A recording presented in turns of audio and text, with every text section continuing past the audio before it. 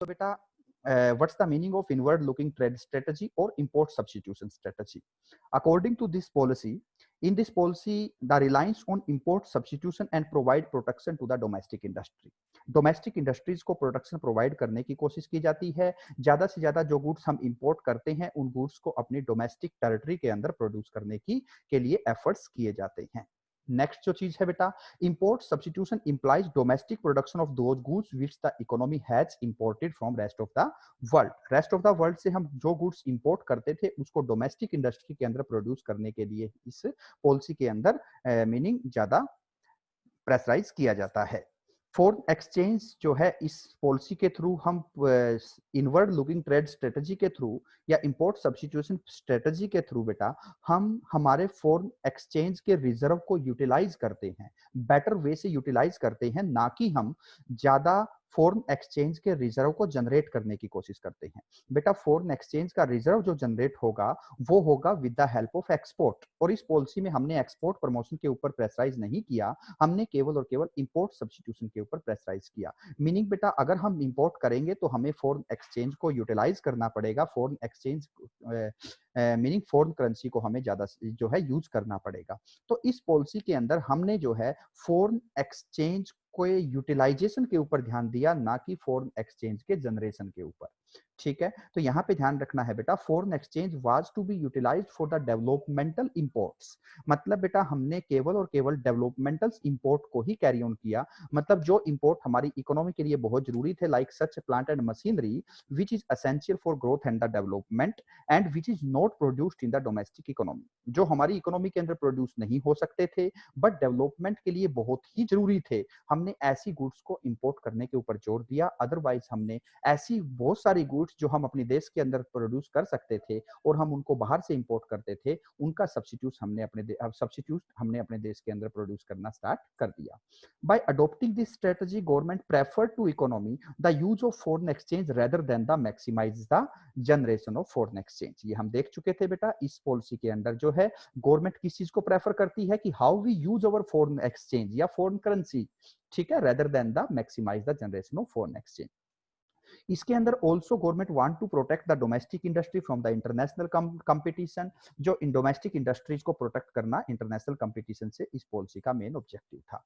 अब यहाँ पे बेटा how the government can provide protection from the international competition, किस तरीके से प्रोटेक्ट किया जा सकता है? तो there can be two ways बेटा, इनवर्ड लुकिंग ट्रेड स्ट्रेटजी को सक्सेसफुल करने के या इंपोर्ट सब्स्टिट्यूशन स्ट्रेटजी को सक्सेसफुल करने के या इंपोर्ट्स को कम से कम करने के दो मेथड हो सकते हैं जिसके थ्रू गवर्नमेंट इंपोर्ट को कंट्रोल करने की कोशिश करती है।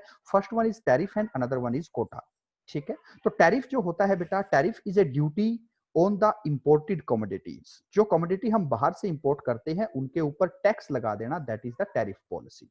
ठीक है, through this policy it's directly increase the price of imported commodity. इससे क्या होते हैं बेटा, इंपोर्टेड कमोडिटी के प्राइजेस इंक्रीज हो जाते हैं और जिससे वो प्रोडक्ट जो बाहर से हम इंपोर्ट करते थे उस प्रोडक्ट का प्राइस जो है वो इंडिया के अंदर बढ़ जाता है और लोग उसको खरीदना बंद कर देते हैं और लोकल या डोमेस्टिकली प्रोड्यूस्ड गुड्स का प्रोडक्ट या ये जो है सेलिंग बढ़ जाती है। समझ में आएगा बेटा, इससे क्या होता है, डोमेस्टिक प्रोडक्ट जो है फॉरेन कंपटीशन से प्रोटेक्ट हो जाता है। नेक्स्ट है बेटा कोटा फिक्स कर देना। कोटास जो होता है इसके अंदर गवर्नमेंट जो है fix the quantity Kota for the different goods. जो बाहर से गुड्स हम इंपोर्ट करते थे उसके लिए कोटा फिक्स कर देते हैं जिससे डोमेस्टिक प्रोड्यूसर फॉरेन कंपटीशन से प्रोटेक्ट हो जाता है। लाइक बेटा we can see example of quota, जैसे government impose the quota on the importing of mobile phone. Government कहती है कि you can import the mobile from the South Korea but not more than 10,000 in a year. What is 10,000? It is a quota. ठीक है बेटा, तो quantitative Kota fix करके भी government क्या कर सकती है, फोन कंपटीशन से या इंटरनेशनल कंपटीशन से डोमेस्टिक प्रोड्यूसर को, डोमेस्टिक इंडस्ट्रीज को प्रोटेक्ट कर सकती है। मतलब बेटा ये कहता है कि इंपोर्ट सब्स्टिट्यूशन पॉलिसी जो है, स्ट्रेटजी जो है, उसको सक्सेसफुल करने के लिए टैरिफ और कोटा को यूज किया जाता है। नेक्स्ट बेटा जो हमारा आज का टॉपिक है, the impact of inward looking trade strategy in the domestic industry. ये कहता है बेटा कि डोमेस्टिक इंडस्ट्री के ऊपर जो है इनवर्ड लुकिंग ट्रेड स्ट्रेटजी का क्या इफेक्ट रहा। इसके क्या क्या गुड इफेक्ट रहे और क्या क्या बैड इफेक्ट रहे, ये हम डिस्कस करेंगे। तो यहाँ पे ध्यान रखना है बेटा, there are several good and bad impact of inward looking trade strategy pursued in India under 1991 prior to 1991। यहाँ prior to 1991 का मतलब क्या है बेटा, क्योंकि बेटा इनवर्ड लुकिंग ट्रेड स्ट्रेटेजी जो हमने अडॉप्ट की थी उसका जो टाइम पीरियड आपका था वो टाइम पीरियड था बेटा 1952 1990। क्योंकि बेटा आफ्टर 1990 या 1991 के अंदर the government of India opted the new economic policy, liberalisation, privatisation and globalisation. ये सबको आपको पता है बेटा, ठीक है। तो सबसे पहले हम इसके गुड इम्पैक्ट को देखते हैं। सबसे पहला इसका गुड इम्पैक्ट जो था, high rate of industrial growth with the structural transformation. तो यहाँ पे बेटा ध्यान रखना है कि हमारी जो ग्रोथ रेट थी वो इंडस्ट्रियल ग्रोथ जो थी वो ज्यादा थी। किस टाइम पीरियड के अंदर? ड्यूरिंग 1950 टू 1990, मतलब कि during this inward looking trade strategy हमारी जो इंडस्ट्रियल ग्रोथ थी वो ज्यादा थी, और वो भी विद स्ट्रक्चरल ट्रांसफॉर्मेशन। यहाँ पे एक वर्ड आया है बेटा स्ट्रक्चरल ट्रांसफॉर्मेशन, इसका मीनिंग क्या होता है ये भी हम आगे डिस्कस करेंगे। तो सबसे पहले बेटा रेट देखते हैं इसकी, कितना हमारा इंक्रीज हुआ, इंडस्ट्रियल ग्रोथ कितनी हुई। तो देखिए बेटा, जो हमारी इंडस्ट्रियल ग्रोथ थी 1951 के अंदर ये 12% थी और 1991 के अंदर ये 25% थी। मतलब बेटा इस टाइम पीरियड के बीच में जब हमने इनवर्ड लुकिंग ट्रेड स्ट्रेटजी को ऑप्ट किया, उस टाइम पे हमारी इंडस्ट्रियल ग्रोथ जो है वो अप्रोक्सीमेट 13% इंक्रीज हुई। इंडस्ट्रियल जीडीपी के अंदर हमारा जो इंडस्ट्री का कंट्रीब्यूशन था, इंडस्ट्रियल या सेकेंडरी सेक्टर का कंट्रीब्यूशन था, वो 1951 के अंदर 12% था और 1991 के अंदर 25% था। मतलब ये इंक्रीज हुआ अप्रोक्सीमेट 13% से। समझ में आएगा बेटा? और ये हुआ with the structural transformation. You have to understand the meaning of structural transformation. तो स्ट्रक्चरल ट्रांसफॉर्मेशन मींस बेटा rise in the percentage share of secondary and tertiary sector in GDP and fall in the percentage share of primary sector. Primary sector का percentage share GDP के अंदर कम होना और secondary या tertiary sector का GDP के अंदर शेयर इंक्रीज होना, ठीक है बेटा, that is called the structural transformation. और बेटा आपको पता होगा कि इन 1967 हमने ग्रीन रेवोल्यूशन को भी अडॉप्ट किया था। We initiated the green revolution. तो यहां ध्यान रखना है बेटा, हमने ग्रीन रेवोल्यूशन जो डायरेक्टली प्राइमरी सेक्टर को अफेक्ट करता है, फिर भी ग्रीन रेवोल्यूशन के बावजूद भी हमारा टर्शरी इंडस्ट्रियल सेक्टर का शेयर जो है वो हमारी जीडीपी के अंदर इंक्रीज हुआ। Why it's happened? Because of inward looking trade strategy. So that is a good impact, that is the positive impact on our economy by opting the inward looking trade strategy. समझ में आएगा बेटा? तो यहां ध्यान रखना है कि हमारा इंडस्ट्रियल ग्रोथ रेट जो है वो इंक्रीज हुई और वो भी इन स्ट्रक्चरल ट्रांसफॉर्मेशन के साथ। मतलब हमारी डिपेंडेंसी जो पहले केवल एग्रीकल्चर के ऊपर थी, अब जो है हमारी डिपेंडेंसी सेकेंडरी और टर्शरी सेक्टर की तरफ शिफ्ट हुई। ठीक है बेटा? तो यहाँ पे स्ट्रक्चरल ट्रांसफॉर्मेशन का मीनिंग आपको जरूर ध्यान रखना है बेटा कि rise in the percentage share of secondary and tertiary sector in GDP and fall in the percentage share of primary sector. दूसरा है बेटा economic growth along with the structural transformation is called the economic development. Structural transformation के साथ economic जो develop growth होती है उसको हम इकोनॉमिक डेवलपमेंट कहते हैं। इसके अंदर हमारा objective of growth with modernisation, मतलब ग्रोथ भी होती है और मॉडर्नाइजेशन भी आता है, इक्विटी इंक्रीज होती है और ग्रेटर अपॉर्चुनिटी ऑफ एम्प्लॉयमेंट भी बढ़ती है। समझ में आएगा बेटा? तो that is the first good impact on our GDP, on our economy by adopting the inward looking trade strategy कि हमारी high rate of industrial growth थी वो भी स्ट्रक्चरल ट्रांसफॉर्मेशन के साथ। अंडरस्टैंड बेटा? Let's go for the next slide कि what's the second good impact on our GDP, on our mean economy. It's diversification of industrial growth. Industrial growth का क्या हुआ? डाइवर्सिफिकेशन हुआ। मतलब बेटा पहले जो हमारी इंडस्ट्रीज केवल कुछ लिमिटेड से प्रोडक्ट के साथ कैरिड आउट होती थी, रन होती थी, अब जो है बहुत सारी engineering goods and wide range of consumer goods को हमारी इंडस्ट्री ने प्रोड्यूस करना स्टार्ट किया। पहले हमारी जो इंडस्ट्रीज थी वो केवल कन्वेंशनल आइटम्स का ही प्रोडक्शन करती थी, बट बेटा after inward looking trade strategy, after protecting the small scale industry, after mean protecting the domestic industry from foreign competition, हमारी जो इंडस्ट्रियल ग्रोथ है उसके अंदर डाइवर्सिफिकेशन आया। डाइवर्सिफिकेशन मीनिंग बेटा आप समझते हैं कि varieties of goods, varieties of product, varieties of meaning quantities हमने प्रोड्यूस करनी स्टार्ट की। ठीक है, तो यहाँ पे ध्यान रखना है, industrial growth started spreading across engineering goods and wide range of consumer goods. But उससे पहले हमारी जो इंडस्ट्रीज थी, इंडस्ट्रियल ग्रोथ थी, वो केवल कन्फाइंड थी केवल आपके कन्वेंशनल आइटम्स के साथ, लाइक जूट हो जाता है, लाइक टी हो सकती है, केवल इन्हीं चीजों का प्रोडक्शन जो है मेनली किया जाता था। नेक्स्ट है बेटा growth of sunrise industry like electronic industry. यहाँ पे बेटा एक नया वर्ड जो है आपको सुनने को आया होगा कि सनराइज इंडस्ट्री, ये क्या होता है, सनराइज इंडस्ट्री का मीनिंग क्या होता है। तो सनराइज इंडस्ट्री का मीनिंग नीचे फिर से एक्सप्लेन करके मैंने आपको बताया है बेटा। इंडस्ट्री ऑफ द टाइम को हम meaning rising industry of the time is called the sunrise industry. मतलब बेटा उस समय की जो इंडस्ट्री सबसे ज्यादा पॉपुलर होती है, सबसे ज्यादा जो डेवलपिंग फेज के अंदर होती है, उसको हम सनराइज इंडस्ट्री कहते हैं। और बेटा 1950 से 1990 के बीच में इलेक्ट्रॉनिक इंडस्ट्री बहुत ही सनराइज इंडस्ट्री थी। ठीक है, इसी तरह से तो growth of automobiles industry, automobile industry की भी ग्रोथ जो है हमारी हुई। ऑटोमोबाइल इंडस्ट्री भी इंडिया के अंदर ग्रो हुई ड्यूरिंग 1950 टू 1990। ठीक है, तो यहाँ पे बेटा सनराइज इंडस्ट्री और ऑटोमोबाइल इंडस्ट्री का मीनिंग आपको पता होना चाहिए। तो sunrise industry of the sunrise industry कौन सी होती है बेटा, rising industry of the time is called the sunrise industry. 1950 to 1990 ये वो ईरा था बेटा जहां पे इलेक्ट्रॉनिक गुड्स इंडस्ट्री जो है वो ग्लोबल मार्केट के अंदर क्या हुई थी, प्रोपगेट हुई थी, वो ज्यादा मीनिंग पॉपुलर हुई थी। मतलब 1950 टू 1990 जो है बेटा, उस टाइम पे इलेक्ट्रॉनिक गुड्स की इंडस्ट्री जो है वो सबसे बड़ी सनराइज इंडस्ट्रीज थी। ठीक है, the government provided protection to this industry in India by imposing a very heavy import duty on the import of electronic goods.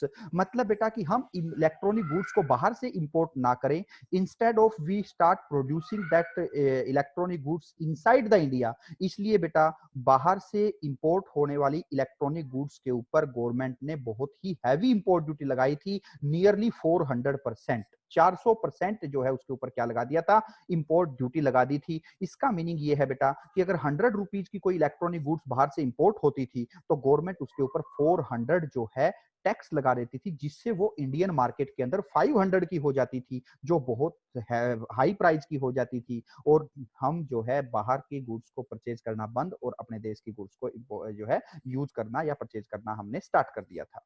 Meaning बेटा क्या हुआ, गवर्नमेंट ने जो सनराइज इंडस्ट्री उस टाइम पे थी, इलेक्ट्रॉनिक इंडस्ट्री, उसके ऊपर हाई इंपोर्ट ड्यूटी लगा करके उसका इंपोर्ट कम किया और अपने देश के अंदर इलेक्ट्रॉनिक इंडस्ट्रीज को ज्यादा से ज्यादा प्रमोट किया। ठीक है, तो यहाँ पे ध्यान रखना है कि what's the meaning of growth of sunrise industry.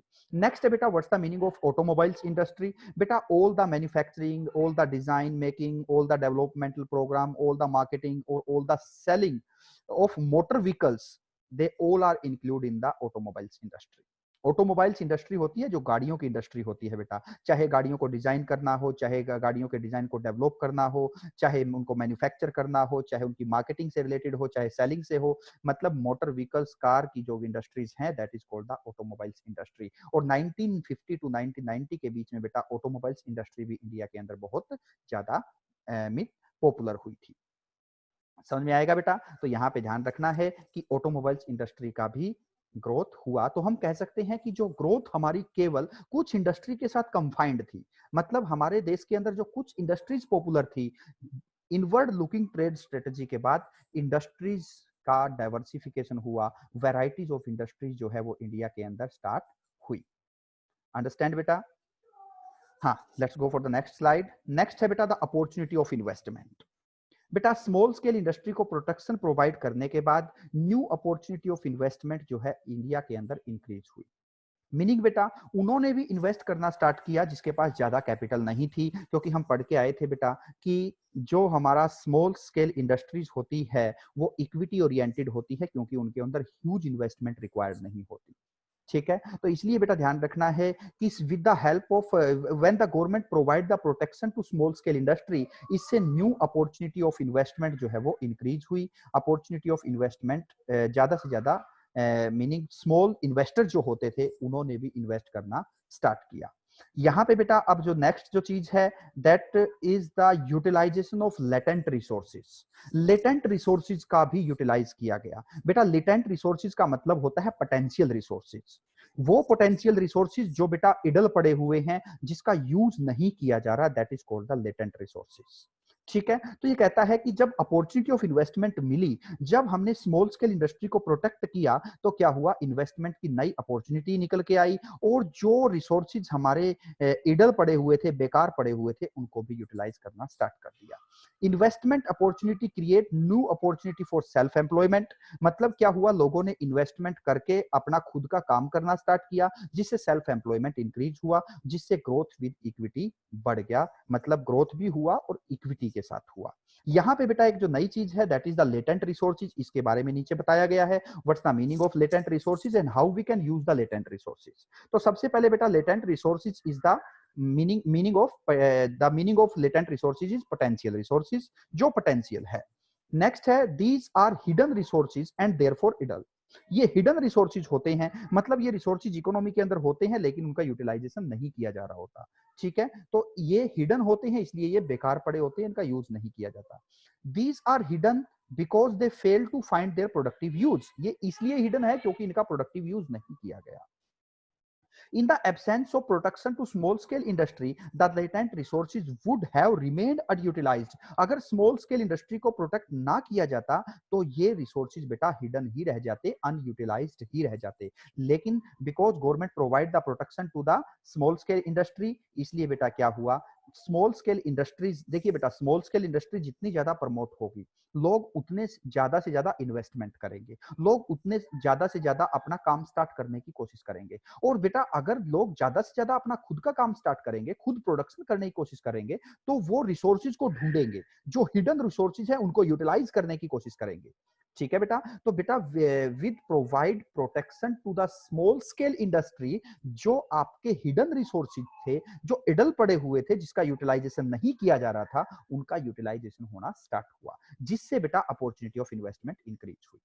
समझ में आएगा बेटा? तो that is the mean next good impact of inward looking trade strategy, कि क्या हुआ, इन्वेस्टमेंट की अपॉर्चुनिटी इंक्रीज हुई, लेटेंट या हिडन रिसोर्सेज को यूटिलाइज करना स्टार्ट किया। ओके बेटा, नेक्स्ट जो चीज है बेटा, there are several bad impact also. बेटा इनवर्ड लुकिंग ट्रेड स्ट्रेटजी के क्या क्या बैड इंपैक्ट रहे, हम इस पॉइंट के अंदर ये सब पढ़ेंगे। सबसे पहले growth of inefficient public monopoly. किसकी मोनोपोली आई बेटा, हमने देखा था इनवर्ड लुकिंग ट्रेड स्ट्रेटजी के अंडर हमने ज्यादा प्रेशराइज या ज्यादा मीनिंग प्राइमरी रोल किसको दिया था, प्राइमरी जो है पब्लिक सेक्टर को प्राइमरी रोल दिया था। और पब्लिक सेक्टर के अंदर बेटा आपको पता है करप्शन होता है, प्रिविलेज की प्रॉब्लम आती है, इनएफिशिएंसी होती है। तो बेटा यहाँ पे कहते हैं कि growth of inefficient public monopoly, मतलब गवर्नमेंट की मोनोपोली आई, गवर्नमेंट सेक्टर की ज्यादा से ज्यादा मोनोपोली आई, ज्यादा कंट्रोल गवर्नमेंट सेक्टर के हाथ में हुआ, और गवर्नमेंट सेक्टर क्या था, इनएफिशिएंट था। बेटा मैं बहुत बार बोलता हूं कि you can see the difference between A government school and A private school.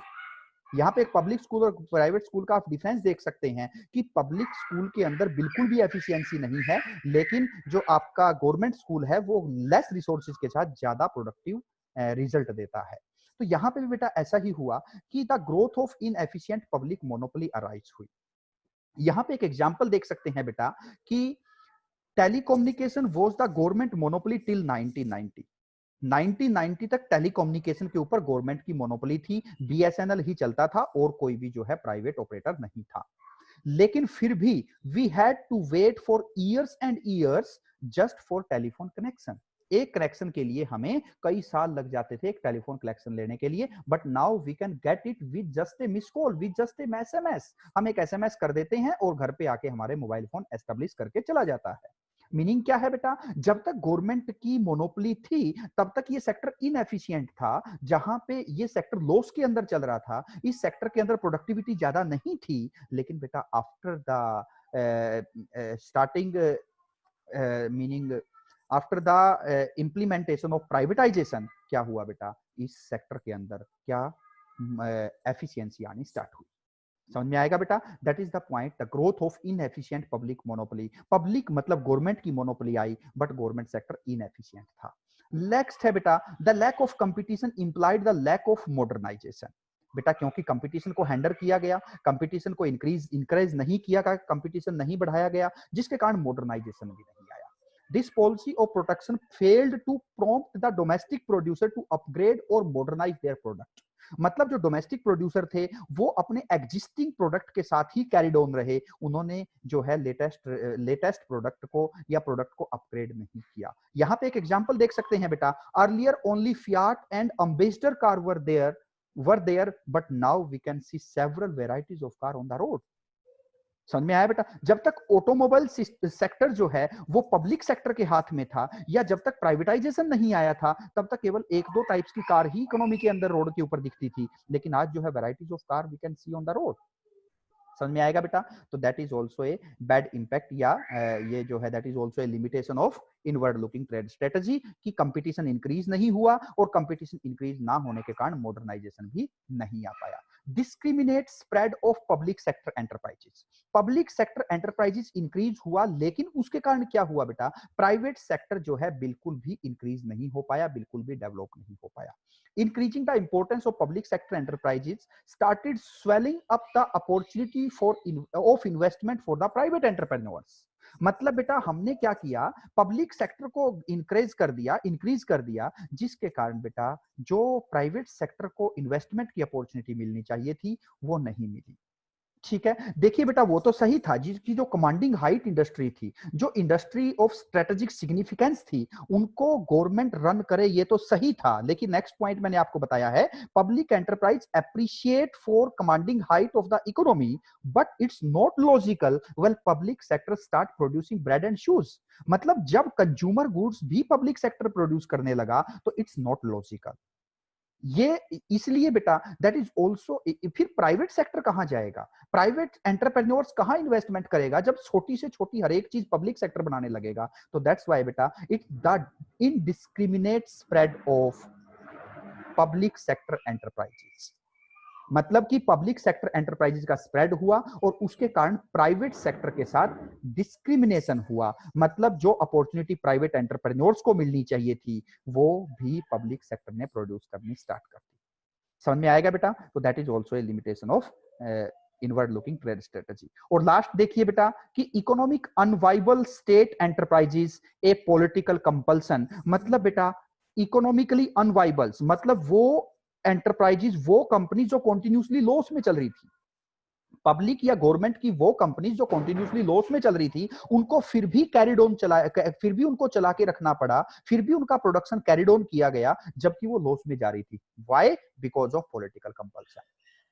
समझ में आएगा बेटा, तो यहां पे ध्यान रखना है कि ये private enterprises will shut down if found to be an uneconomic unviable units. मतलब बेटा एक प्राइवेट एंटरप्रेन्योर बंद हो जाएगा अगर वो लॉस में चल रहा है तो, but in case of public enterprises it always bear the loss and continue operating because of political compulsion. Political compulsion के कारण उनको फिर भी चला के रखना पड़ता था, because trade unions and politicians opposed shutting down of sick public enterprises. Sick होते हैं बेटा जो कंटिन्यूसली लॉस में चल रहे होते हैं, उन एंटरप्राइजेस को हम सिक एंटरप्राइजेस कहते हैं। तो बेटा ट्रेड यूनियंस और पॉलिटिशियंस के कारण जो कुछ कंटिन्यूसली लॉस में चलने वाले एंटरप्राइजेस को भी कंटिन्यू किया गया, किस कारण? कि the social justice of worker, कि अगर इनको बंद कर देंगे तो वर्कर कहां पे जाएंगे।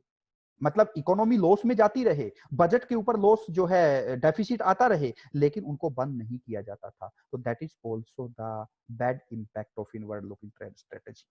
ठीक है बेटा, now we conclude our topic बेटा। Ultimately the government start realising that the bad impact of inward looking trade strategy were overshadowing the good impact. मतलब गवर्नमेंट को लगा कि इसके बैड इंपैक्ट इसके गुड इंपैक्ट से ज्यादा हो गए हैं। That's why government initiated the new economic policy mean LPG in 1991. Understand बेटा? Understand? Hope so आप सबको समझ में आया होगा कि what's the good impact and what's the bad impact. बेटा that's all about in from your chapter. केवल इतना ही आपका ये चैप्टर था और होप सो आप सबको ये चीज